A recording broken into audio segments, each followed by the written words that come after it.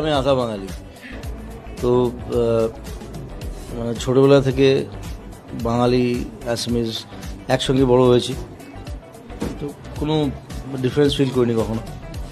আর তারপর যখন গান গাইলাম, বাংলা গান, অ্যাসামিজ গান, বাংলা গান, আমার সেম লাগে। আমি প্রথম মানে সিঙ্গার যে সব স্টেটের জন্য গান গেয়েছি, আমি সব ল্যাঙ্গুয়েজের জন্য, সব ট্রাইবের জন্য।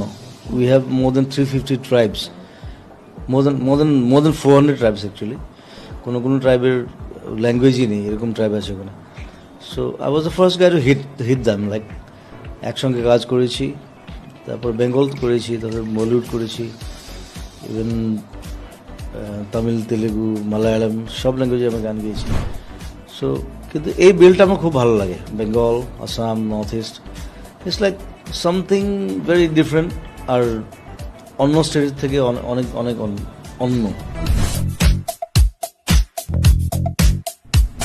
I don't like Bollywood because I'm a man from hills and rivers. ওখানে কংক্রিট সিটিতে আমি থাকতে পারবো না।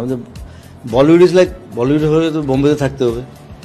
বোম্বেতে থাকা মানে আধা জীবন ট্রাফিক জ্যামে চলে যাবে। তার থেকে ভালো আমি হিলসে থাকি, রিভারে থাকি, মাছ খাই, আমাদের লোকের সাথে থাকি। So, আমি একটু অন্য, আমি natural lover and I have responsibilities.